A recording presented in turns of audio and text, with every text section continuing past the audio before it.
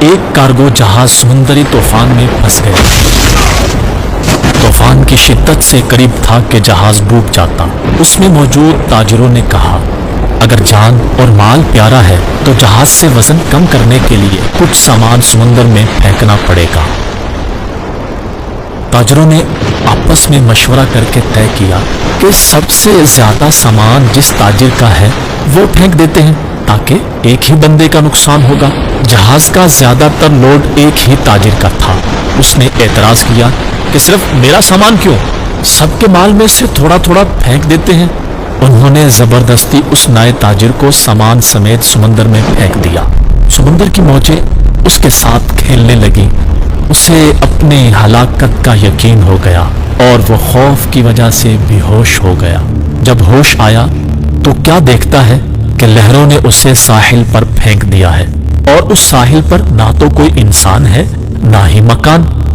جان بچنے پر اس نے رب کا شکر ادا کیا، اپنی سانسیں بحال کی اور وہاں پڑی لکڑیوں کو جمع کر کے سر چھپانے کے لیے ایک جھونپڑی سی بنائی۔ اگلے روز اسے کچھ خرگوش بھی نظر آئے، ان کا شکار کر کے گزر بسر کرتا رہا۔ ایک دن ایسا ہوا کہ وہ کھانا پکا رہا تھا کہ اس کی جھونپڑی کو آگ لگ گئی۔ اس نے بہت کوشش کی مگر آگ پر قابو نہ پا سکا۔ اس نے زور زور سے رونا شروع کر دیا اور کہنے لگا، اب میں کیا کروں؟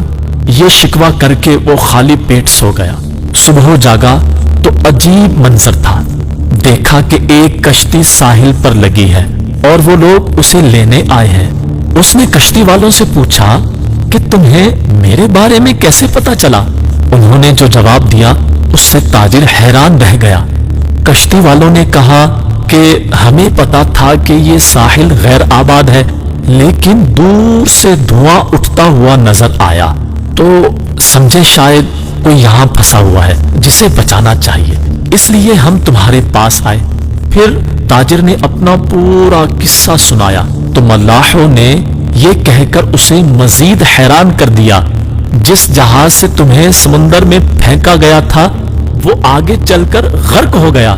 یہ سن کر تاجر سجدے میں گر گیا، رب کا شکر ادا کرنے لگا اور کہا کہ پاک ہے وہ ذات جس نے مجھے بچانے کے لیے تاجروں کے ہاتھوں سمندر میں پھینک دیا۔